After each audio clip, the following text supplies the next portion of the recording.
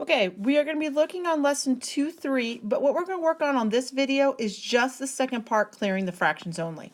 So you should have already done all of this front page. So what I need you to do is go ahead and flip to the back. And we're going to start here by clearing fractions. So if you notice in all of these problems, every single problem, we've got fractions. Now, we know it's not a secret, we're not necessarily the strongest at fractions. But what I can do is show you a way to get rid of all of these fractions and all these problems so that you have nice, pretty whole numbers and it's a lot easier to work. Okay, so what we're going to do is we're just going to build on what we did on the front side here of lesson 2-3, which was just solving equations. Okay, and what I'm going to do is I'm going to show you one extra step. And this one extra step is going to clear out all of the fractions. All right, so let's zoom in here on the first example. All right, so when I'm looking at this, our first step, it's going to happen right away. And our job is we've got to get rid of the 3 and the 4. So how do we get rid of that 3 and 4? We multiply by the common denominator. So think about this for a second. If I have 4 and I have 3, what would my common denominator be? Okay, and hopefully you're thinking 12. 4 times 3 is 12. Okay, so when you're going to do this, you are going to multiply every part by 12. Now, if you want to put 12 over 1, go ahead and do that. And so you kind of have to maybe just squeeze it in here a little bit. But I'm multiplying everything by 12. Everything. Doesn't matter if it's a fraction or a whole number. So if I look right here, this was a whole number. I am still going to multiply it by 12. Every part gets multiplied by 12. Okay? Now it's fraction work. Your bottom should always cancel to a 1. If it doesn't, you have messed up because we're clearing out the fractions, which means we only want 1s on the bottom. So 12 and 4, so that'll go to 3 and 1. So now you're going to multiply. 3 times 3, 9x minus, all right, go to the next one here. Again, should go to a 1 and 4. 1 times 4 is 4. So I've got minus 4x equals, now in this case, I'm just going to be taking 12 times 12, and I'm going to get 144 when I do that. Okay, so now, after we do that one step, you should be back to what we were doing on the front side of our notes here. Okay, so I'm going to combine like terms, right? Draw your wall if you need to draw your wall. Combine like terms. I have x on the same side, so 9x minus 4x is 5x equals 144.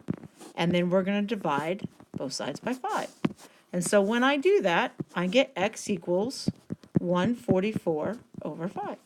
And that's going to be your final answer. Do not take this to a fraction and do not make it a mixed number. Okay, that's where we start making mistakes and we start losing points. Just leave it as 144 over 5 and move on. All right, so let's look at another example. Okay, so again, think in your head, what is our common denominator between 5 and 4? Well, 5 and 4 would be 20.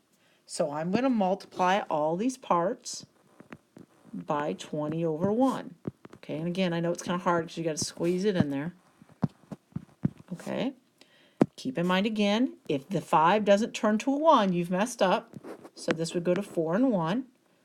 Okay, so then I'm looking here, 2b times 4 would be 8b. So 8b plus, cross cancel here, 1 and 5.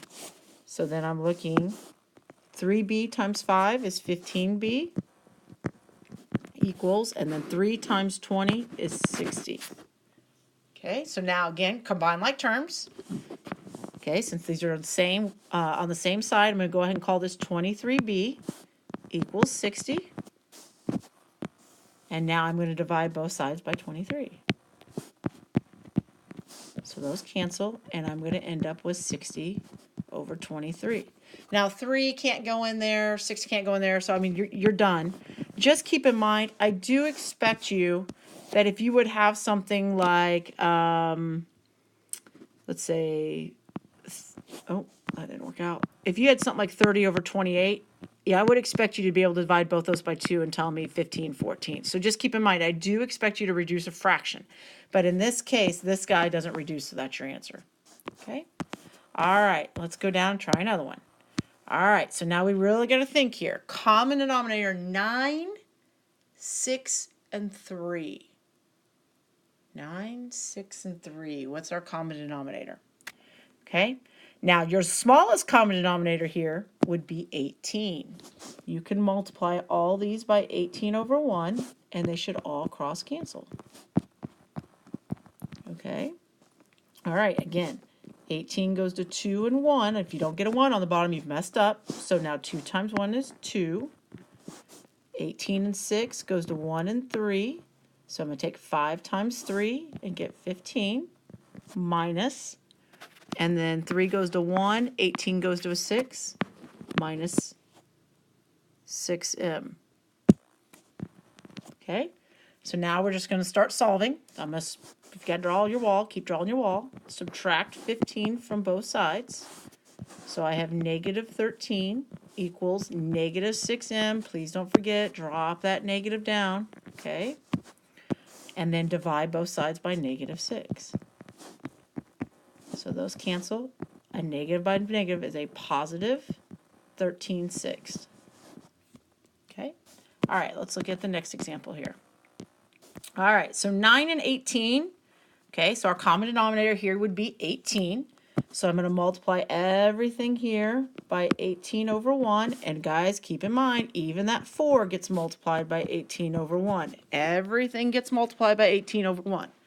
Okay, so these guys will cross cancel. So to a 2 and a 1. So I'm going to end up with 2 times negative 2. So I have negative 4d. Okay, minus 4 times 18 is 72.